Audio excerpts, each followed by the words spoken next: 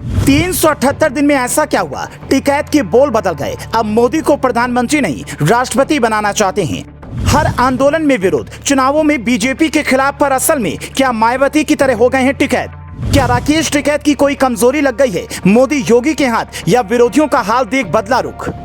26 नवंबर 2020 को जब देश में किसान आंदोलन शुरू हुआ, उसके कुछ महीने बाद ही किसानों को एक नया चेहरा मिला जिसका नाम था राकेश टिकैत। वो किसानों के पक्ष में सीधा मोदी को चुनौती देने लगे। लेकिन 378 दिन बाद जब आंदोलन खत्म हुआ, राकेश टिकैत के सुर बदल गए। जो व्यक्ति दिन रात मोदी के खिलाफ बोलता था, वो मोदी का सबसे बड़ा शुभ चिंतक बन गया। कुछ दिनों पहले ही एक न्यूज चैनल को दिए बयान में राकेश टिकैत ने कहा, 2024 का चुनाव पीएम मोदी जीतेंगे, वो प्रधानमंत्री बनेंगे, लेकिन अपना कार्यकाल पूरा नहीं कर पाएंगे क्योंकि उन्हें राष्ट्रपति भी बनना है। एंकर ने जब योगी को लेकर सवाल पूछा तो टिकैत ने सीधा कह दिया, मोदी से बेहतर तो योगी ही हैं, योगी को प्रधानमंत्री बनना चाहिए। अब सवाल यह है कि एक साल के भीतर ऐसा क्या हुआ कि टिकैत की भाषा बदल गई? तो इसके 3 तरह के जवाब हो सकते हैं। आप जो तस्वीरें मीडिया में देखते हैं, कहानियां सुनते हैं, उसके पीछे भी एक कहानी होती है जो आप तक नहीं आती है, और हमने उसी कहानी से ये समझने की कोशिश की है। पहली वजह यह हो सकती है कि राकेश टिकैत मोदी विरोधियों का हाल देखकर डर गए हों, उनकी कोई कमजोरी मोदी योगी के हाथ लग गई हो,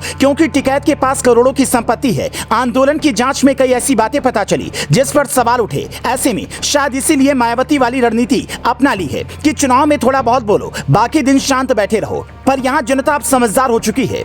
दूसरी वजह यह हो सकती है कि पहले 2 बार चुनाव लड़ चुके टिकैत के दिमाग में चुनाव लड़ने का ख्याल आ रहा हो, जिसकी संभावना काफी कम है, या फिर वो अपना प्रत्याशी जिताकर भेजना चाहते हों ताकि किसानों के हक की बात सत्ता के खिलाफ नहीं बल्कि साथ रहकर कर सकें। इसके अलावा तीसरी वजह यह हो सकती है कि राकेश टिकैत को यह समझ आ चुका है कि विपक्ष 2024 में किसी भी तरह से सत्ता में नहीं आने वाला। आंदोलन के सहारे बीजेपी को उखाड़ फेंकने की भूल ठीक नहीं, इसीलिए अपनी भाषा बदल ली और खुद ही कह दिया कि विपक्ष के राजनीतिक दल आंदोलन नहीं करना चाहते, वो खुद भी डूबेंगे और हमें भी डुबो देंगे।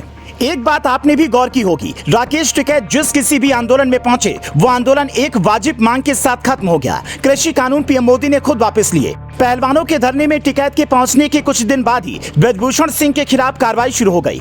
अब तो दिल्ली पुलिस ने चार्जशीट भी दाखिल कर दी है, जिससे मुश्किलें बढ़ सकती हैं। तो अंदर खाने ऐसी चर्चा होती है कि क्या बीजेपी और राकेश टिकैत के बीच कोई ऐसी डील है जो पब्लिक को नहीं पता? आखिर टिकैत किसी आंदोलन में जाकर ऐसी कौन सी जान फूंकते हैं जो आंदोलन जिंदा हो जाता है और सरकार को मांगे माननी पड़ती हैं? पीएम मोदी ने कुछ दिनों पहले आंदोलन जीवी शब्द का इस्तेमाल किया था, तो कुछ लोगों को लगा था कि ये टिकैत जैसे लोगों के लिए है, पर टिकैत की कहानी उससे काफी अलग है। यहाँ टिकैत की जो रणनीति समझ आती है वो कुछ इस तरह की हो सकती है। किसानों का मुद्दा उठाकर उसे केंद्र या राज्य सरकार से मनवाना है। अगर आंदोलन राजस्थान में हुआ तो कांग्रेस सरकार के खिलाफ बोलेंगे, आंदोलन पंजाब में हुआ तो आपके खिलाफ बोलेंगे, हरियाणा में हुआ तो बीजेपी सरकार के खिलाफ बोलेंगे। लेकिन आखिर में मांगे चूंकि सरकार से ही मनवानी है, इसीलिए थोड़ी बहुत तारीफ कर डैमेज कंट्रोल कर लेंगे। इसका फायदा ये होगा कि खुद की छवि भी जिंदा रहेगी और सवाल उठेंगे तो चर्चा में भी रहेंगे। हालांकि इसके अलावा टिकैत के दिल में क्या है वो तो वही बता सकते हैं। आप टिकैत की इस रणनीति को कैसे देखते हैं, कमेंट करके हमें बता सकते हैं। Bureau report.